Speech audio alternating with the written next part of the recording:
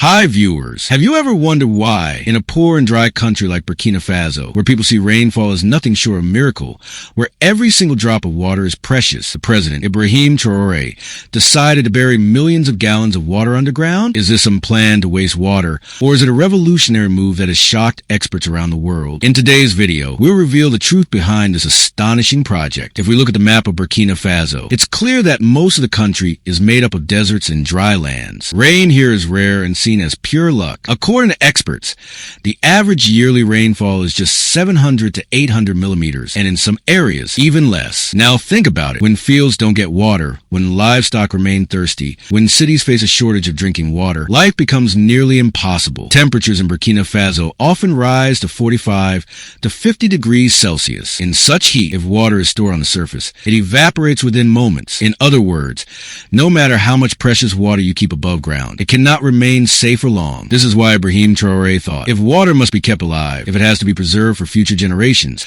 then it must be buried underground, where the scorching sun and dry winds cannot touch it. Experts also agree that if Burkina Faso relies only on rainfall, then in the coming years the country will face complete drought. Sensing this danger, Traoré planned bold projects to save water from being wasted and create a lasting system for the whole nation. He carefully studied experts' reports and warnings. Their conclusion was clear. Depending only on limited rainfall and underground reserves would not sustain the country for long if water kept being used at the same pace. In the coming years, fields would dry up, cities would run out of drinking water, and millions would be forced to migrate. At that critical moment, Traoré announced that he wanted to solve Burkina Faso's water problem not just for a few years, but for centuries. His vision was clear. Storing water above ground would not be enough. It had to be stored underground in a way that protected it from heat, drought, and evaporation. For this, he brought together national and international engineers to design a new strategy. Traoré told his people, if we don't sacrifice today, then tomorrow our children will die of thirst. That's why he declared these projects not just a matter of convenience, but a national battle for survival. And this battle became a new ray of hope for Burkina Faso. To put this vision into action, Traoré first focused on building dams. For centuries, Burkina Faso's rainwater was wasted, absorbed into the sand, or lost in floods. But he decided that every single drop must be preserved. Across the country, small and large dams were built to capture rain and flood water for later use. These dams were not only for water storage, but also to support agriculture. Farmers who once lost crops while waiting for rain could now water their fields. The land became green, food production increased, and rural life began to improve. You'll be surprised to know that Traoré didn't stop at small dams. He also began building large dams that could benefit millions. These projects didn't just store water, but also help recharge underground reserves so that future crises could be less severe. In short, these dams became a new lifeline for Burkina Faso, a breath of survival, without which the country would have fallen to drought and hunger. After dams,